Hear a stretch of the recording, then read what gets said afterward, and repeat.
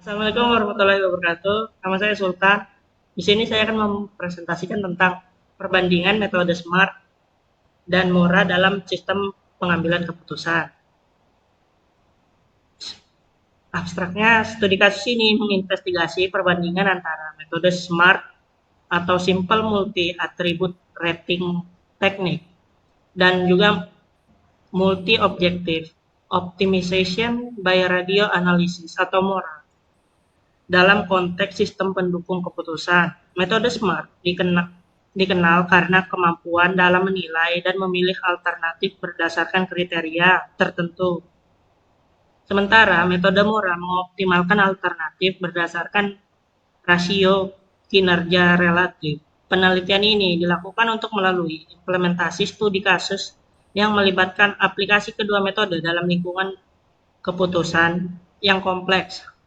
Hasil analisis menunjukkan bahwa kedua metode menawarkan pendekatan yang kuat dalam memilih alternatif. Namun, dengan keunggulan yang berbeda, SMART memberikan kejelasan dalam penilaian kriteria, sementara MORA memberikan fleksibilitas dalam menangani berbagai jenis data dan preferensi pengguna. Implikasi dari temuan ini mengarah pada pemahaman yang lebih baik tentang keunggulan dan batasan masing-masing metode serta penerapannya dalam konteks keputusan yang berbeda. Kata kuncinya adalah sistem pendukung keputusan, decision support system, SMART, MORA, dan perbandingan. Di sini saya akan mulai dengan pendahuluan. Definisi metode Simple Multi Attribute Rating Technique atau SMART. Metode SMART dalam sistem pendukung keputusan adalah sebuah pendekatan yang sistematis untuk membantu pengambilan keputusan dalam situasi di mana banyak kriteria atau atribut yang harus dinilai untuk setiap alternatif dalam metode ini. Atribut-atribut yang relevan diidentifikasi diberikan bobot berdasarkan tingkat kepentingannya, dan setiap alternatif dinilai terhadap setiap atribut. Nilai-nilai ini kemudian digunakan untuk menghitung nilai-nilai komposit untuk setiap alternatif yang membantu dalam memilih alternatif terbaik. Metode SMART membantu mengorganisir dan menyederhanakan proses pengambilan keputusan kompleks menjadi format yang lebih terstruktur dan mudah dimengerti. Dalam menyelesaikan suatu permasalahan menggunakan metode SMART, dilakukan langkah-langkah sebagai berikut. Yang pertama adalah penentuan kriteria. Kriteria digunakan sesuai dengan studi kasus yang sedang diteliti. Yang kedua, bobot kinerja.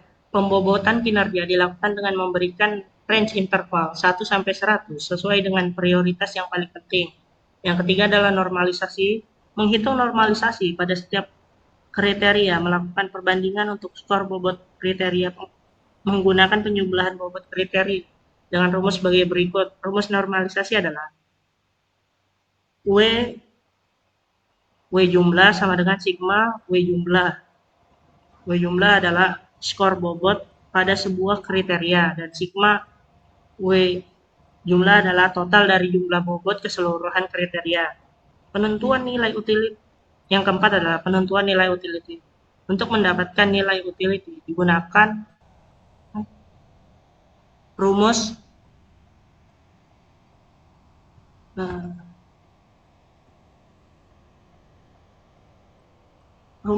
UI utility sama dengan C out dikurang C min per C max dikurang min, di mana utility adalah skor utility atau AI adalah skor utility kriteria ke-1 pada kriteria I.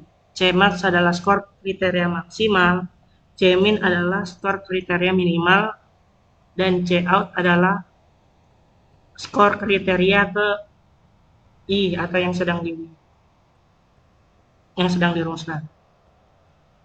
Menentukan nilai akhir. Menentukan nilai akhir menggunakan rumus nilai akhir sama dengan apa sih? Ke bawah dikit. Nah, ini ya nilai nilai akhir rumusnya adalah nilai utility dikali W jumlah masih itu aku lupa koma I sama di mana W jumlah adalah nilai pembobotan kriteria ke J dan utility adalah nilai utility kriteria ke I untuk kriteria ke selanjutnya langsung kamu Excelnya kamu. Iya. Oke. Oke. Ini adalah tabel yang saya bikin. Ini Bu. Iya. Tabel pertama adalah kecil. Udah gedein dikit dong. kriteria. Gedein dikit dong. Oke Bu. Kelihatan. Tabel pertama adalah tabel kriteria. Di sini memiliki 5 kriteria yaitu kedisiplinan, motivasi kerja, tanggung jawab, kepemimpinan, dan kejujuran. Yang kedua adalah tabel bobot kriteria. Di sini bobotnya ada 5 dengan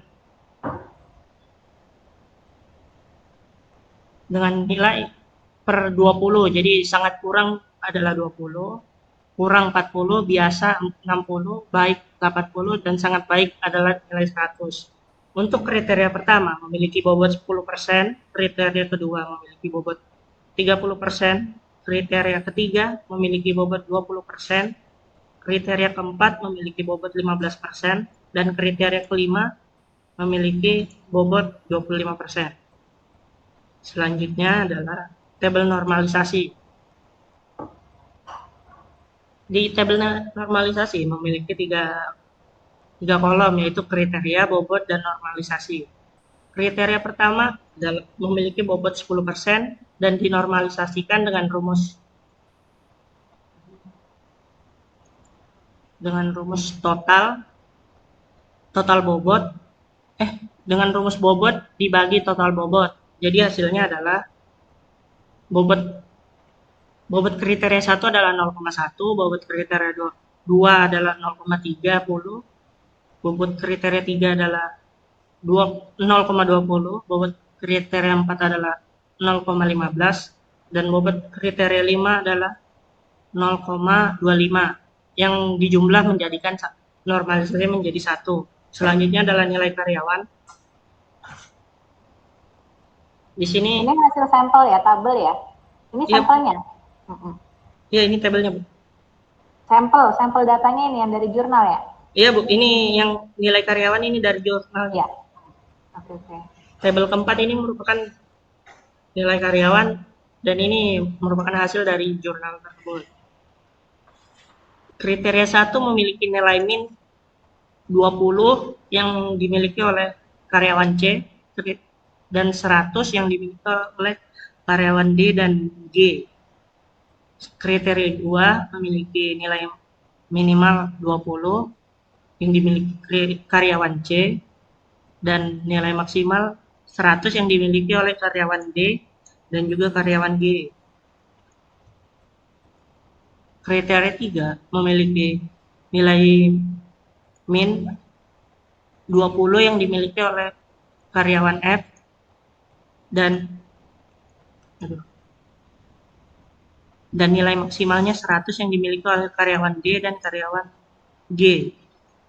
Kriteria keempat memiliki nilai minimum 40 yang didapatkan oleh karyawan C dan nilai maksimal yang didapatkan 100 yang didapatkan oleh karyawan G dan karyawan D.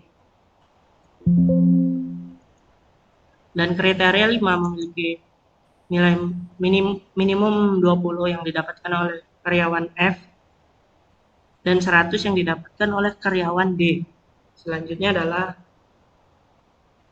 tabel nilai utility. Di sini adalah kriteria 1 untuk karyawan A dengan rumusnya adalah sama dengan tanda kurung 2 kali. Di sini saya akan masukin kriteria 1 di C out yaitu 80 dikurang kriteria dikurang C minusnya,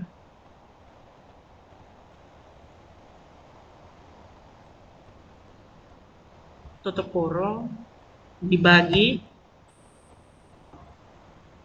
buka kurung,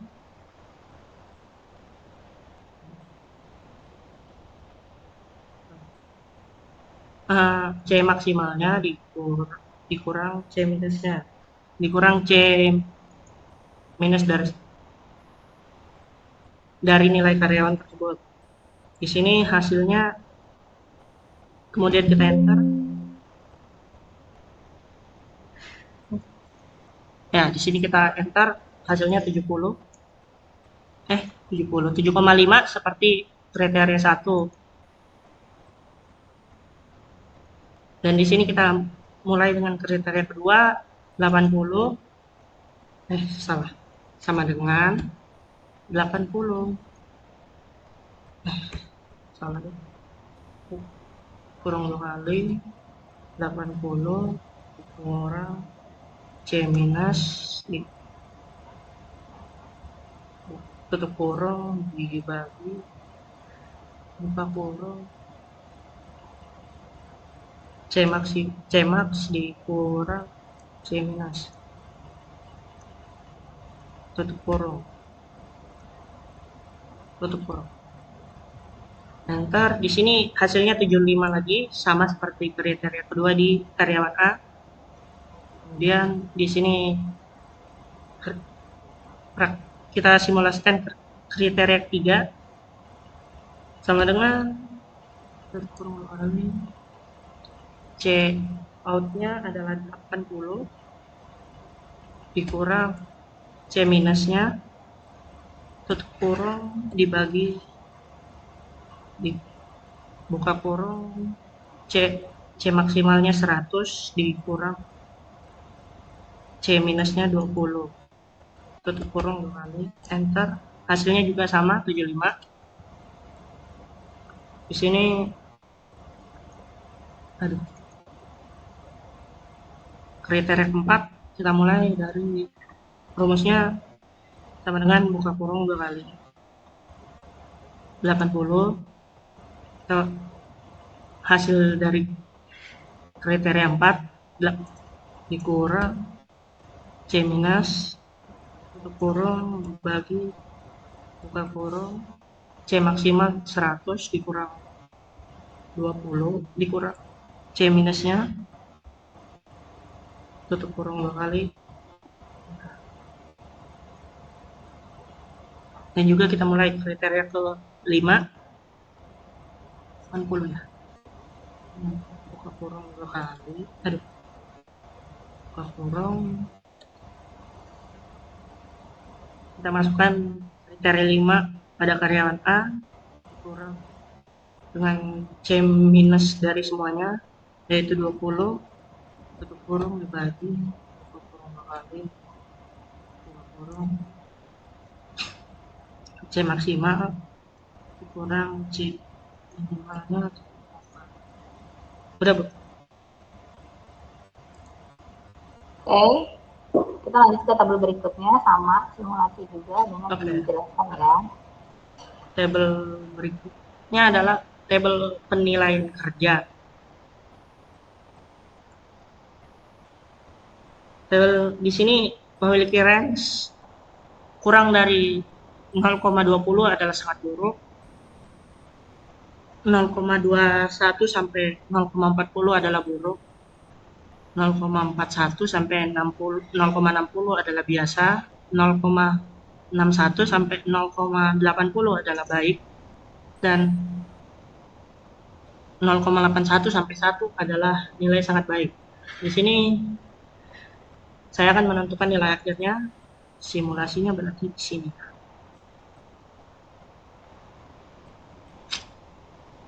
Simulasinya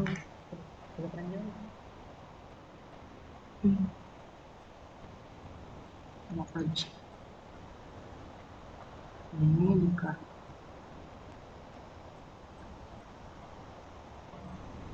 Oh, oke. Nilai akhirnya di sini saya akan masukin tutup kurungnya 2 kali kan? 2 kali. Sama dengan tutup kurung 2 kali nilai 75 kriteria 1 dinilai utility.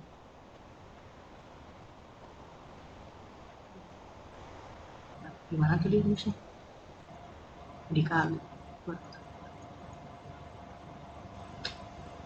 sama dengan buka kurung 2 kali. Di sini kriteria 1 dikali normalisasi kriteria 1 tutup kurung ditambah kriteria 2 kriteria 2 buka kurung kriteria 2 dikali normalisasi kriteria 2 tutup kurung ditambah buka kurung kriteria 3 dikali normalisasi kriteria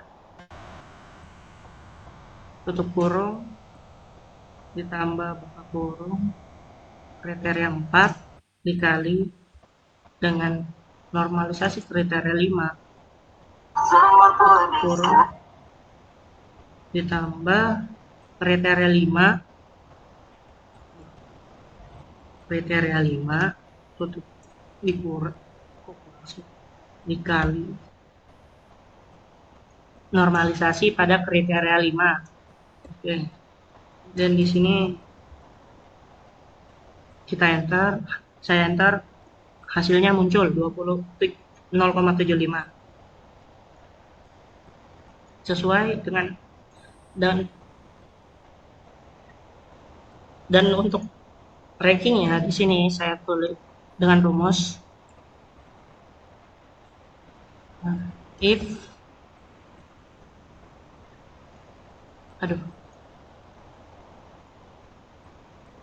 buka kurung lebih dari gimana sih aku lupa sih.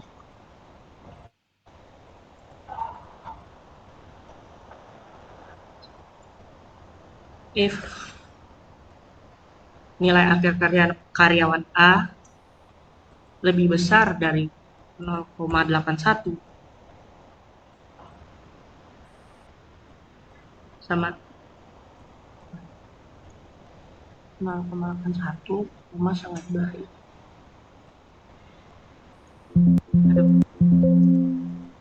Koma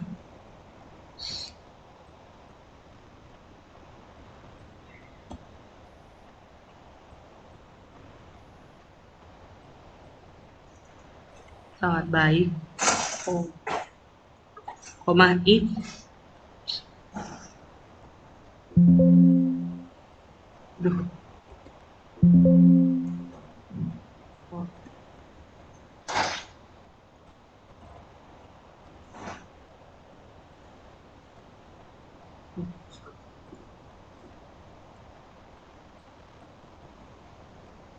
kurang dari sama dengan kurang dari sama dengan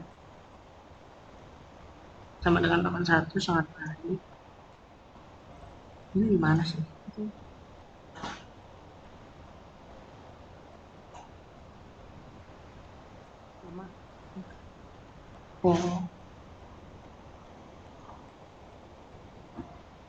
Koma if buka kurung sama dengan kurang dari sama dengan 80 kan? 0,61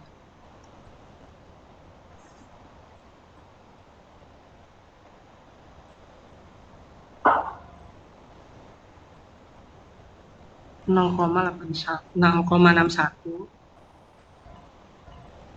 itu baik, mendapat nilai baik. Kemudian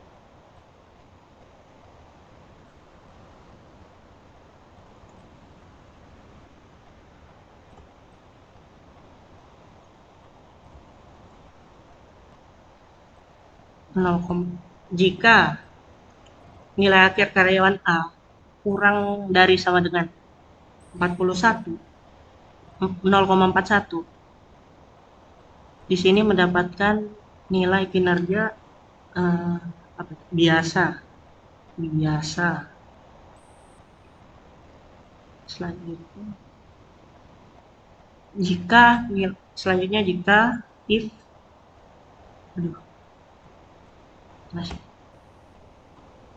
kurang dari lebih dari sama dengan berapa sih itu?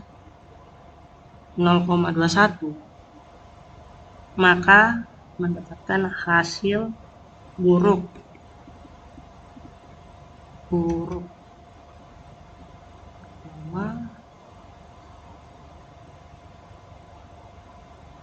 Jika nilai akhir karyawan A mendapatkan 0,20, kurang mana sih,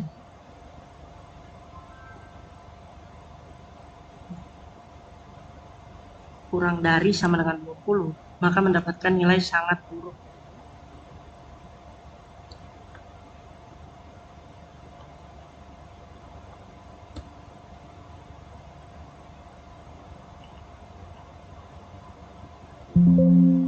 Salah.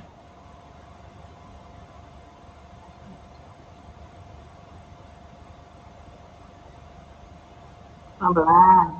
Buka kurungnya. Aduh, tulis ulang lagi. Sebentar. Kalau yang itu copy paste aja. Kalau yang lain harus diketik. Yang itu copy paste. Ini cuman rumus nilai sih. Oh, kalau ini copy paste aja, Bu. Oke. Bacakan tadi ya.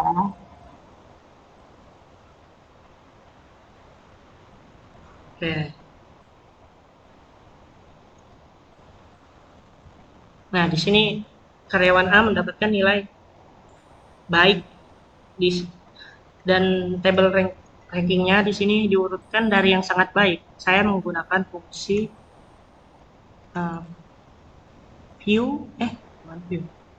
fungsi data dan filter, dan di sini saya filter nilai akhirnya dari largest to smallest. Jadi yang paling tinggi sangat baik dan paling rendah sangat buruk di sini. Sudah, Bu?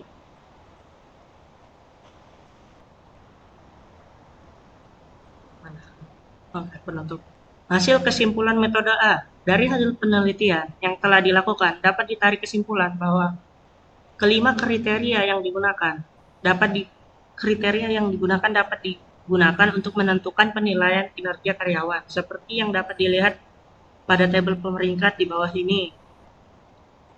Karyawan D memiliki kinerja sangat baik seperti karyawan G dan B, sedangkan karyawan C dan F memiliki kinerja sangat buruk. Hasil dari pengujian yang diimplementasikan pada sistem berbasis web telah dibuktikan bahwa analisis perhitungan manual sesuai dengan hasil yang didapat pada sistem berbasis web. Selanjutnya, institusi dapat menggunakan sistem untuk menentukan pemilihan kinerja karyawan.